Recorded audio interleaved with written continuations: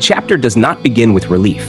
It begins with unease. 1 million soldiers of the Eastern Empire had been erased in an instant, yet their absence did not signal peace. Instead, Rimuru stood before the impossible weight of his own actions. Nearly 700,000 of those fallen now walked again, resurrected not by faith, not by miracle, but by his will alone. Even his closest allies struggled to grasp it. How does one celebrate such a thing?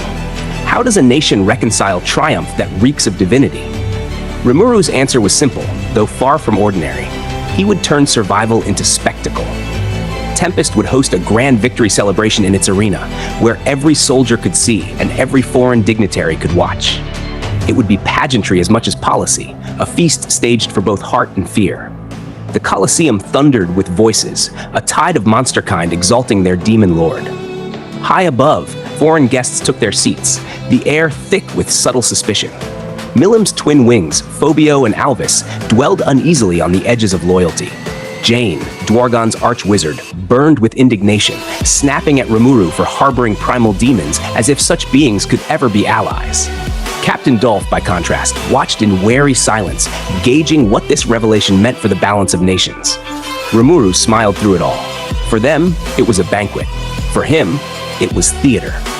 Every laugh, every toast, every proclamation was meant to reassure friends while unsettling rivals. But beneath the orchestration was the true reason for gathering, the secret Raphael whispered to him alone. The resurrection was not the limit of what could be done with those souls. They could be given, they could be used, and in doing so, his most loyal companions could ascend into something terrifying, equals of demon lords themselves. The cost was steep, 100,000 souls per awakening. The risk was worse. His commanders could fall into days of unconsciousness, their bodies racked by evolution. Foreign eyes could see too much, glimpse the depth of his strength before it was ready to be unveiled. And perhaps most dangerous of all, the weight of power could break them. Yet Rimuru's resolve was cold, absolute. He would gamble everything. The Eastern Empire was wounded, but not yet finished. The Imperial Guardians still lingered in shadow. There could be no hesitation. His enemies would see Tempest not merely as strong, but untouchable. And so the ritual began with Benimaru, his trusted commander, his crimson flame on the battlefield. Benimaru hesitated, voice low but resolute. "You're pulling out all the stops to ensure no enemy could ever defeat us. Is that it?" "I'll do whatever it takes to live up to those expectations." In that moment, loyalty and burden intertwined. Yet what should have been a solemn exchange turned into something else entirely. The voice of the world spoke, demanding that to evolve into a god-ogre, Benimaru must fulfill his tribal duty. He must sire descendants before stepping into immortality. The entire arena fell silent. Then, chaos. Rimuru, caught between disbelief and humor, tried to smooth the moment. "So you want to get married as your reward? Who did you want to get married to?" His words lit a fuse that could not be smothered. Momiji, Hakuro's daughter, declared her claim openly, asking Rimuru to bless her union with Benimaru. And Alvis, envoy of Milim's twin wings, followed with equal fervor, even brandishing the absurdity of her temporary marriage and staged widowhood to qualify as a second wife. Phobio, the unwilling pawn in this scheme, sulked bitterly, his pride trampled. What should have been an awakening ritual became a marriage drama played before the eyes of soldiers and statesmen alike. But what began as comedy carried weight. Benimaru's reluctance was not born of cowardice, but of fear that his evolution into immortality would leave his partners behind, that his love would be overshadowed by the eternity awaiting him.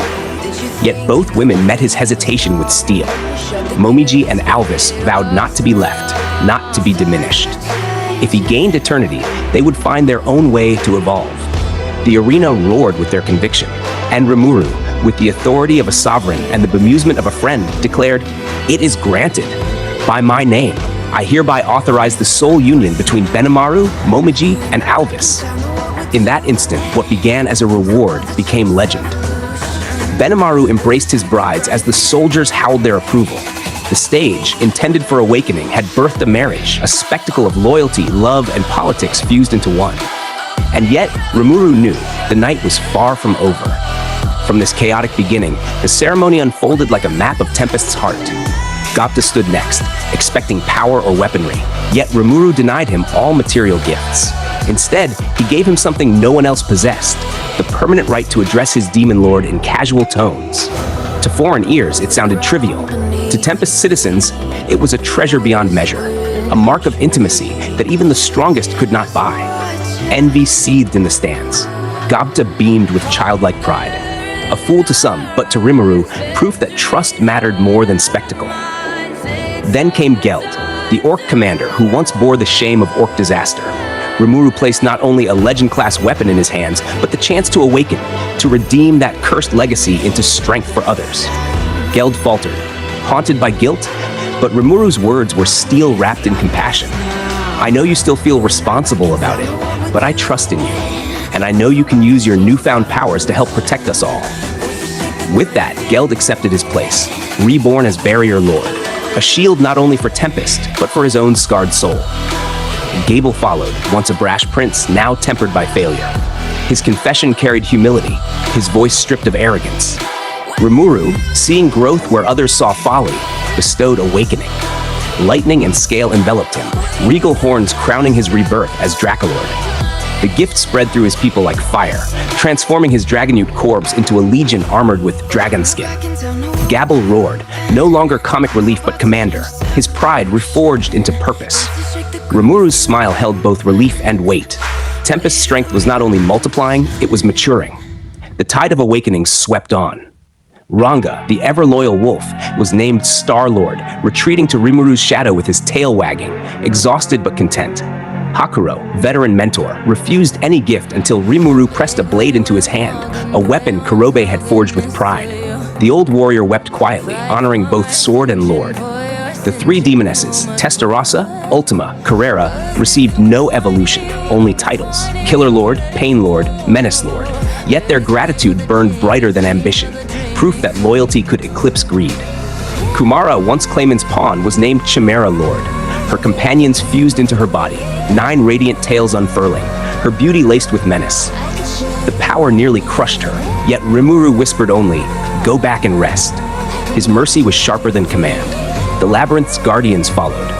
Zegion was crowned Insect Lord, bowing in silence, yet radiating an aura like a natural disaster bound by loyalty. Apito rose as Queen Lord, balancing his dominance with her precision.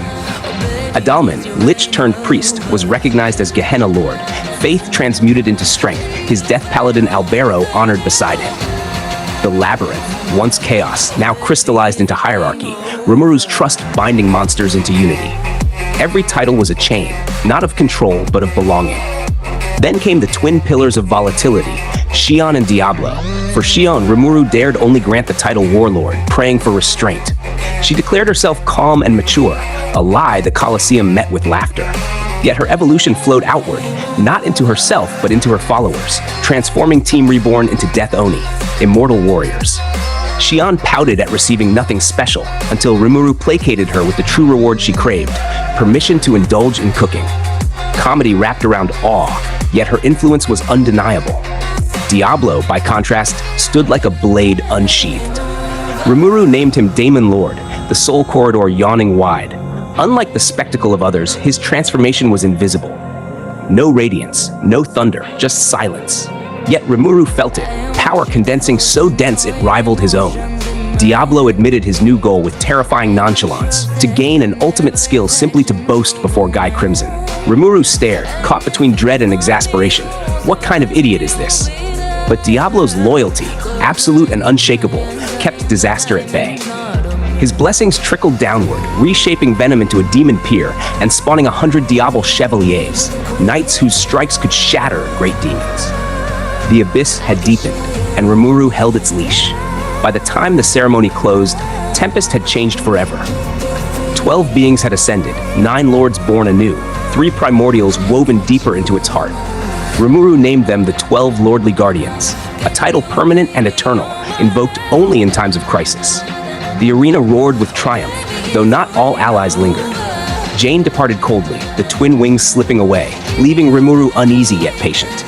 The feast continued, love and loss mingling as Phobio and Gobwa drowned heartbreak in drink, their awkward exchange drawing Rimuru's reluctant smile. And in the quiet aftermath, a new epithet spread like wildfire. Rimuru, the Chaos Creator. It was more than a name, it was the truth. He had turned celebration into awakening, ritual into marriage, loyalty into evolution, chaos into order. He had reshaped the future of Tempest, not through conquest, but through recognition. And as the shadows of the Eastern Empire still stirred beyond the horizon, Rimuru knew the world had seen only the beginning. The trap had been set, the bait was irresistible.